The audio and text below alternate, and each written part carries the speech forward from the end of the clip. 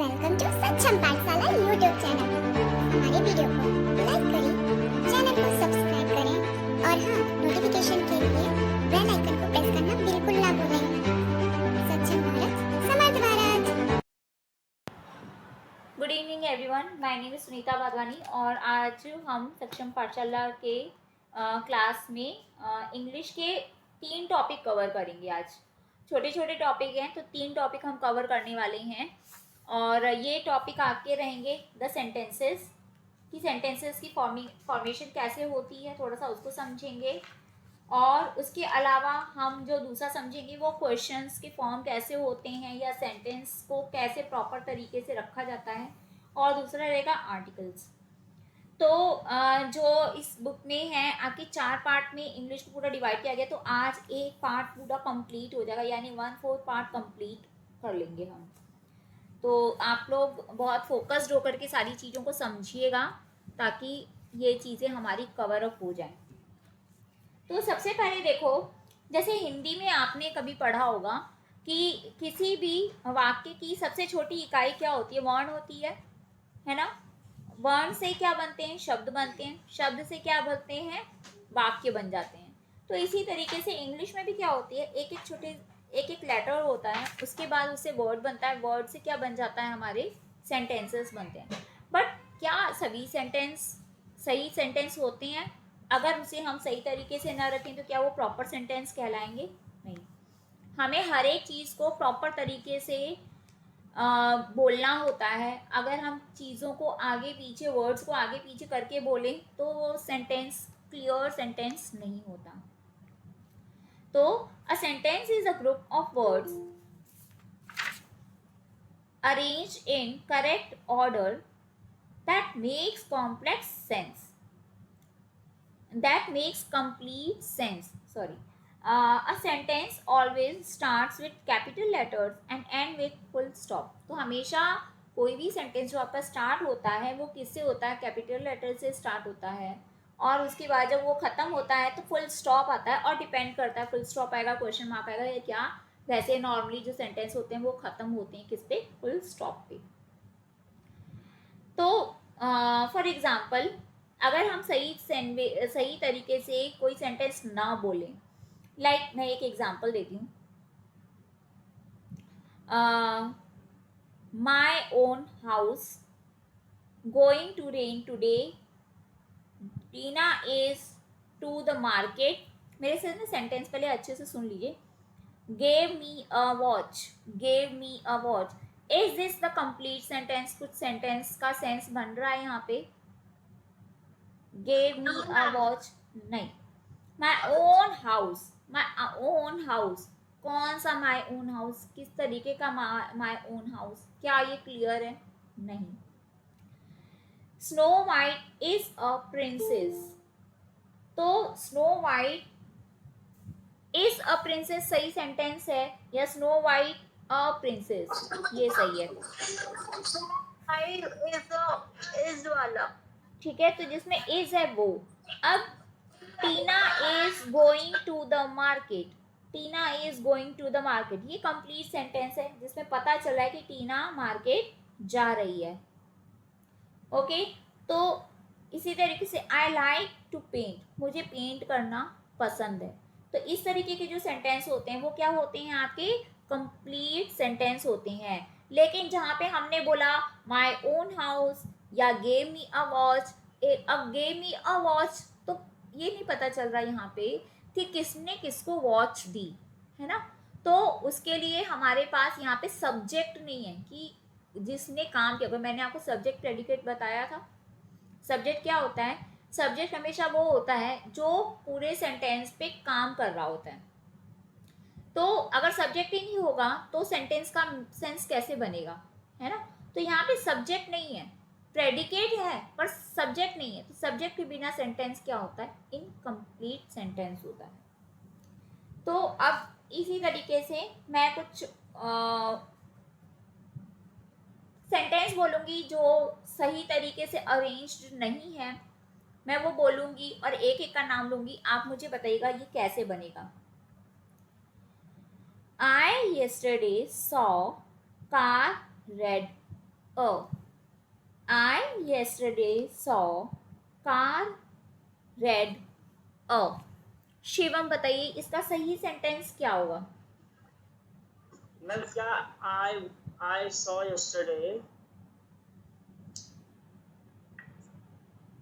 Ma'am इसका सही sentence होगा I was saw a car yesterday. क्या? Yesterday I saw a red car. ठीक है. नेक्स्ट सेंटेंस है 2 and 4 make. 2 and 4 make. इसका क्या सही सेंटेंस होगा? 4 2 and 2, हाँ ऐसा होगा।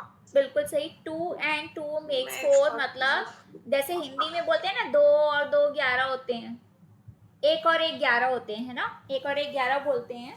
तो इसमें क्या है? 2 and 2 makes 4। नेक्स्ट सेंटेंस है long a neck a has giraffe. Long a neck a has giraffe. इसका सही सेंटेंस क्या होगा? देखो आप लोग जो आंसर कर रहे हो ना वो सही कर रहे हो, लेकिन अ का आप एक ही बार यूज कर रहे हो। इस सेंटेंस में जो ये मैंने सेंटेंस का ग्रुप, वर्ड्स का जो ग्रुप बताया आपको, उसमें 2 बार अ आया है, तो क्या बन जाएगा? मैम मैं बताऊं? हाँ जी बताइए। Very good. A giraffe has a long neck. बिल्कुल सही बताया आपने। नेक्स्ट सेंटेंस है आपका 7 colours rainbow a has. 7 colours rainbow a has. हमारा a rainbow has 7 colours. Okay, very good, आप लोगों ने सही आंसर दिया, मैक्सिमम लोगों ने। नेक्स्ट है Humpty Dumpty fall sat a. Humpty Dumpty fall on sat a. Humpty Dumpty sat on a wall is the right answer. Next sentence है हाँ, नेक्स्ट सेंटेंस है many birds there in meadow are the वाला answer बताइए। Twice of full the is bag. Twice of full the is bag. इसका sentence बताइए। The bag is full of twice is the right answer. Next है I school going am to tomorrow. I school going am to tomorrow. इसका sentence बताइए। क्या बोला था? Many birds there in meadow are the. Many birds there in meadow are the. Many birds there in meadow are the. Very good. There are many birds in the meadow. meadow का मतलब होता है घास के जो मैदान होते हैं ना, फील्ड होता है, उनको बोलते हैं। ठीक है, तो बर्ड्स क्या करती हैं जब घास होती है या कुछ तिनके दिखते हैं या कुछ दिखता है तो बर्ड्स नीचे उतर आती है ना घास पे। तो there are many birds in the meadow। ठीक है, तो ये आपको समझ में मुझे लग रहा है आ गया होगा किस तरीके से अरेंज करना है। बस आपके सामने वर्ड्स का ग्रुप अगर हो तो उसको बनाना है। हाँ ठीक है, ये बहुत इजी था। अब हम करेंगे क्या? Next part, that is questions. Questions कैसे आपके फॉर्म होते हैं? हम क्वेश्चन, ये तो आपको बताने की जरूरत ही नहीं है कि क्वेश्चंस क्या होते हैं। A question also someone something, it begins with a capital letters and end with question mark। तो क्वेश्चन क्या होता है? सेम चीज होती है। स्टार्टिंग में आपका क्या होता है? हमेशा या तो हेल्पिंग वर्ब होती है या तो उससे पहले क्या होता है? क्वेश्चन वाले वर्ड्स होते हैं। WH वर्ड्स भी बोल सकते हैं, हाउ भी होता है। तो ये सारे वर्ड्स क्या होते हैं? इंट्रोगेटिव वर्ड्स होते हैं। क्वेश्चन फॉर्म होते हैं, उसको क्या बोलते हैं? इंटेरोगेटिव वर्ड्स, सेंटेंसेस बोलते हैं। वो वाले वर्ड्स आपके क्या हो जाते हैं? वो WH वाले ज़्यादातर वर्ड्स होते हैं, तो वो स्टार्टिंग में आ जाते हैं। उसके बाद आपकी हेल्पिंग वर्ब होती है। देखो, हेल्पिंग वर्ब तो स्टार्टिंग में होती ही होती है। WH वर्ड या कोई भी इंटेरोगेटिव वर्ड होगा कि नहीं होगा, वो डिपेंड करता है आपका सेंटेंस क्या है। और स्टार्टिंग में हेल्पिंग वर्ब तो 100% वो आती ही आती है, ठीक है। इसमें ज़्यादा टाइम नहीं लगेगा, तो जस्ट मैं क्वेश्चंस आपको ना सेंटेंस बोली हूँ, उसको क्वेश्चन इंटेरोगेटिव सेंटेंसेस में कन्वर्ट करना है। Haemo is reading a book, इसका सेंटेंस क्या बनेगा इंटेरोगेटिव में? Very good, is haemo reading a book. मुझे इसमें कुछ समझाने की जरूरत नहीं है, तो जिसको आंसर देना है आप दे सकते हो। She will eat a pizza tonight. Next है the ships are in the harbour, the ships are in the harbour. देखो ये तो हो गया आपका, क्या था इसमें WH वर्ड्स नहीं थे, but sometimes we use words like who, what, why, where, Which. when and how are at the beginning of the sentences to form question। ये सारे words हम starting में लगाते हैं। These words are followed by the verb। इसके बाद तुरंत verb आता है। Verb means helping verb। Helping verb क्या होती है? is, am, are, has, had, was, were, will, shall, ये सारे होते हैं, ठीक है। अब बताइएगा sentence, सान्यास is of what the school name।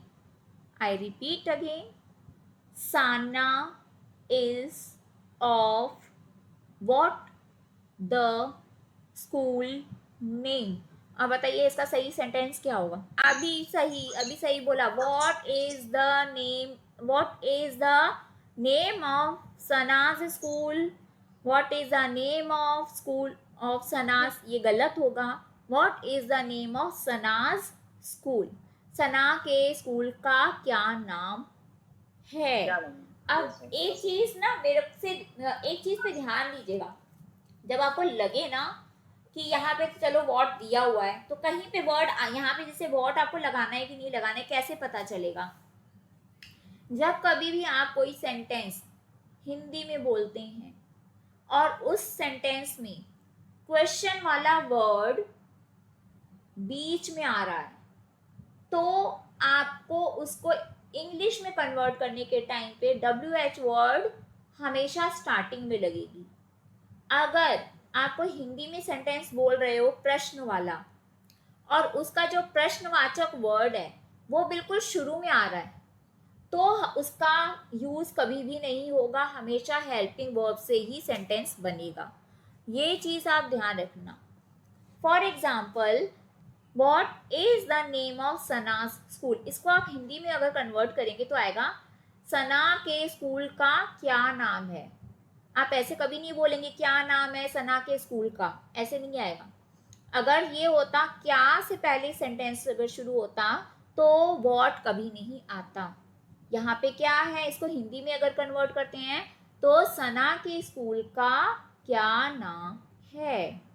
जैसे हम बोलते हैं ना व्हाट इज योर नेम, तुम्हारा क्या नाम है, तो व्हाट इज योर नेम आया, यानी व्हाट स्टार्टिंग में आ गया। हाउ ओल्ड आर यू, तुम कितने साल के हो, तो इसमें क्या है, कितने वर्ड प्रश्न को बता रहा है, तो वो बीच में है, सेंटेंस के बीच में जब हिंदी में हमने बोला तो इसीलिए इंग्लिश में कन्वर्ट करने के टाइम से पे उसको हमने यूज किया स्टार्टिंग में। क्लियर हो गया? जैसे ठीक है, ये चीज को आप लोग बिल्कुल ध्यान में रखना। अब मैं नेक्स्ट बोल रही हूँ, is the where beach, is the where beach, Where is the beach? हाँ, वेयर इज द बीच। ये तो हमारे दो टॉपिक हो गए है ना, सेंटेंस और क्वेश्चन वाले सेंटेंस कैसे होते हैं वो बनाने का बता दिया। अब रिलेटिव सेंटेंसेस मैं आपको भेजूंगी, ग्रुप ऑफ वर्ड्स भेजूंगी, उसको आप अरेंज करना, ठीक है। फिर उसके बाद मैं आपको आंसर्स भेज दूंगी, तो आपको पता चल जाएगा जो आपने फॉर्मेशन की है वो सही है या गलत है, ठीक है। चलो अब नेक्स्ट टॉपिक हम पढ़ेंगे आर्टिकल्स।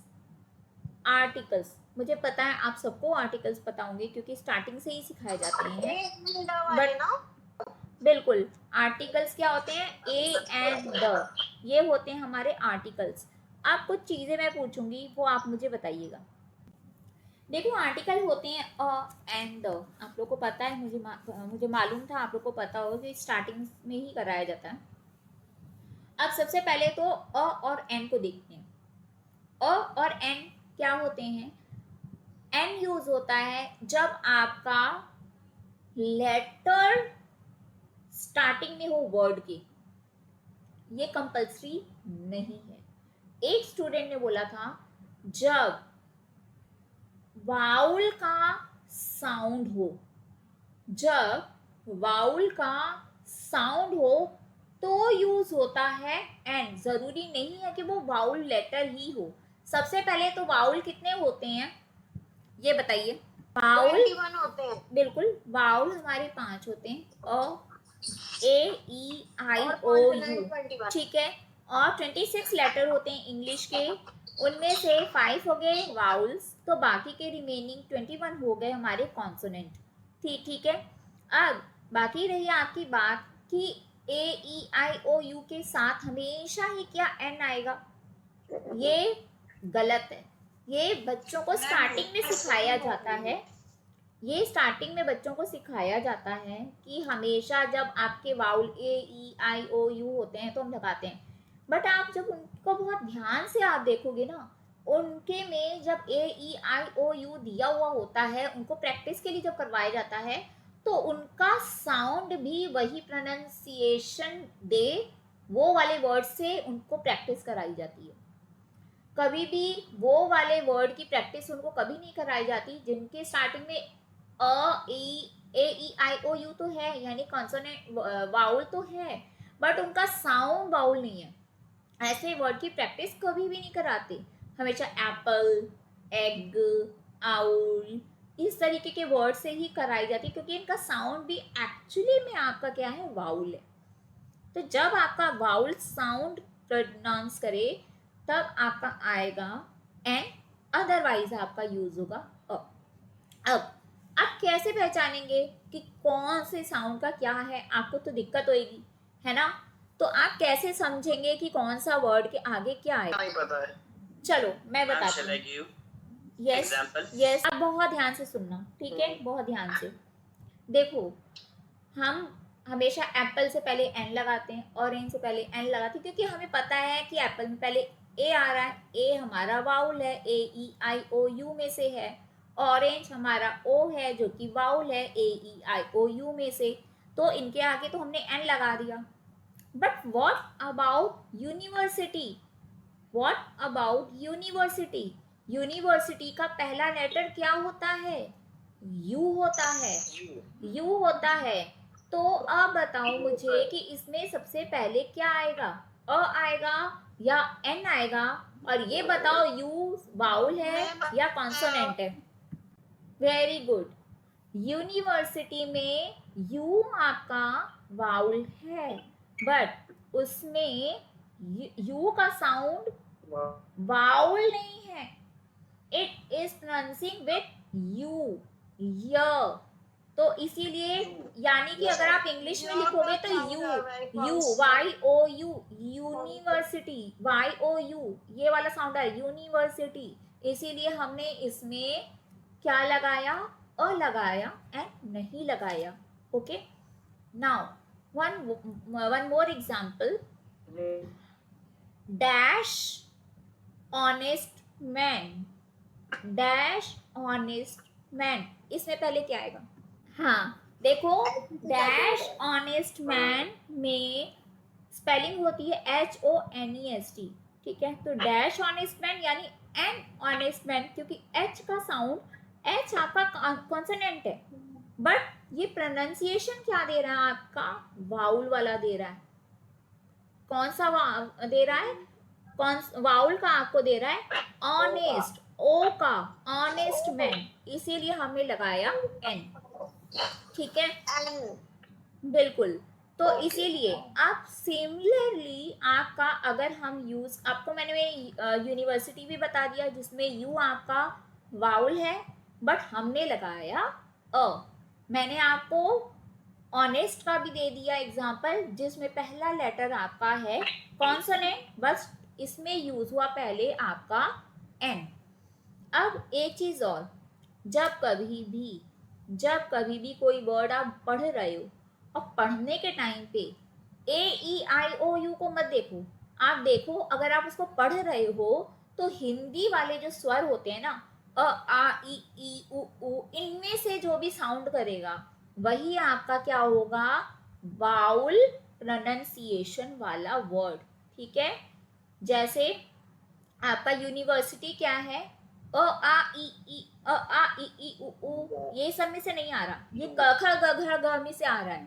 क ख ग घ क्या है, आपका व्यंजन है, हिंदी के व्यंजन है, यानी आपके कॉन्सोनेंट है, और अ आ ई आपके हिंदी के स्वर हैं, तो आप उससे मैच करो। तो आपको ना जो ये डाउट है ना कि इसको क्या करेंगे, अगर आपने पढ़ा और पढ़ने के बाद तुरंत आपके भी मन में आया कि यार इसको तो पढ़ने पे हमारा क्या आ रहा है, अ आ ई उ में से आ रहा साउंड, इसके पहले एनी लगाना है, कुछ भी नहीं देखना पड़ेगा आपको।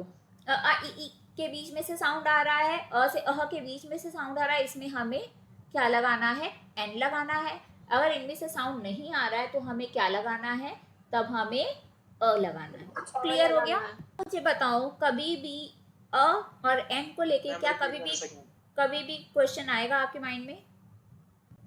ठीक है, तो वाउल तो हमारे 5 हैं, पर साउंड उसके बहुत हैं। वाउल में कई बारी आपके वाउल ही साउंड आते हैं, वाउल में कई बारी हमारे कंसोनेंट साउंड आते हैं।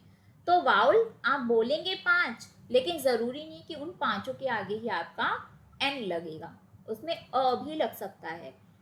कंसोनेंट आपके होते हैं 21, एक मिनट, कंसोनेंट आपके होते हैं 21, बस जरूरी नहीं है, क्योंकि उनमें से आपके कुछ वर्ड्स का साउंड ऐसा होगा कि आप उसमें एन यूज करेंगे। ये बात याद रखिएगा, अ से अह वाली बात याद रखिएगा, फिर उसके बाद आप कभी भी ये वाला क्वेश्चन गलत नहीं होगा। अब रैंडमली मैं क्वेश्चन वो वर्ड्स बोलती हूँ, आप मुझे बताइएगा क्या आएगा। ठीक है, एक थोड़ा सा मैं आपको बता दूं,